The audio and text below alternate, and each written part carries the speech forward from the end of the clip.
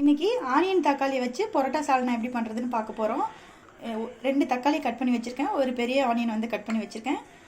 ஒரு 4-5 கொத்து கருவேப்பிலை எடுத்திருக்கேன். கொஞ்சம் கொத்தமல்லி, 2-3 தேங்காய் பல், 1 ஸ்பூன் வந்து இஞ்சி பூண்டு விழுது, 1 ஸ்பூன் வந்து கல்லரிசி வந்து தோல் நீக்கிட்டு வச்சுருக்கேன். வேர்க்கடலையை 3 பச்சை மிளகா கட் பண்ணி வச்சுருக்கேன். ரெசிபிக்குள்ளே போகிறதுக்கு முன்னாடி நம்ம டுடே டிப்ஸ் பார்த்துடலாம். மாங்காவோட இலை இருக்கு இல்லைங்களா, மாவிலை இலை, அதை வந்து அரைத்து நம்ம ஒத்தனை கொடுத்தோன்னா அந்த அடிப்பட்ட வீக்கம் அல்லது நாளாக இருக்கிற வீக்கம்லாம் குறையும்னு சொல்லுவாங்க. வாங்க ரெசிபிக்குள்ளே போகலாம். தேங்காவையும் வேர்க்கடலையும் நம்ம அரைச்சிக்கலாம். தேங்காய் அரைச்சாச்சு, இதை வச்சுக்கலாம். ஒரு பேனில் ஆயில் விட்டுக்கலாம்.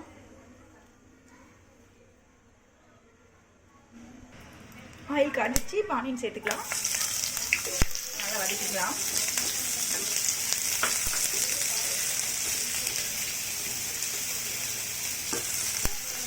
பச்சை மிளகாய் சேர்த்துக்கலாம். இது சேர்த்து நல்லா வதக்கட்டும்.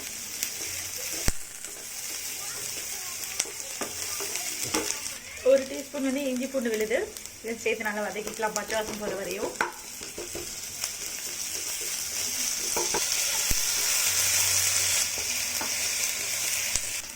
தக்காளி சேர்த்துக்கலாம்.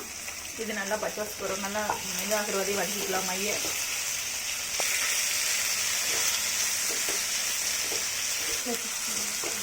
தக்காளி வதங்கிடுச்சு. இப்போ நம்ம கருவேப்பிலை சேர்த்துக்கலாம். கருவேப்பிலை கொஞ்சம் நிறைய சேர்த்துக்கிட்டோம்னா அவ்வளோக்கு டேஸ்ட்டாக இருக்கும். நல்லா வதக்கிக்கலாம். மட்டன் மசாலா தூள் வந்து 1 ஸ்பூன் சேர்த்துருக்கேன். மஞ்சள் தூள் 1/4 டீஸ்பூன். நல்லா மசாலா சேர்த்தாச்சு. இப்போ சால்ட்டு சேர்த்துக்கலாம்.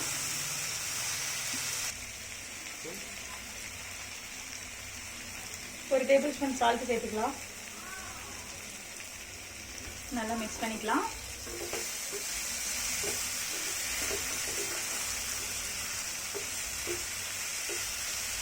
இப்போ வந்து தண்ணி விட்டுக்கலாம்.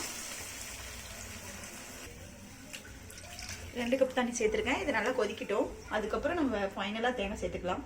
இது கொஞ்சம் நல்லா கொதிக்கட்டும். இந்த மசாலா பச்சை வாசம் போகிற வரையும் கொதிக்கட்டும். அதுக்கப்புறம் நம்ம தேங்காய் ஆட் பண்ணிக்கலாம். மூடி வச்சிடலாம். கொதிக்கட்டும். நல்லா வெயிட் பண்ணலாம் கொதிக்கிற வரையும். நல்லா கொதிச்சிருச்சு. இப்போ நம்ம அரைச்சி வச்சிருக்க தேங்காய் விழுதை சேர்த்துக்கலாம்.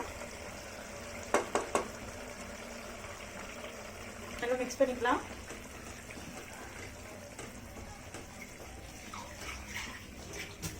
தண்ணி ஊற்றிக்கலாம் கொஞ்சம். தேங்காய் ஊற்றியாச்சு. இது நல்லா கொதி வர வரையும் ஒரு 7 மினிட்ஸ் நல்லா குக்காக விடலாம். க்ளோஸ் பண்ணிடலாம். ரெடி ஆயிடுச்சு பரோட்டா சால்னா. இப்போ ஃபைனலாக கொத்தமல்லி தூவிடலாம். நல்லா கமக்குது. சூப்பராக வாசம் இருக்கு.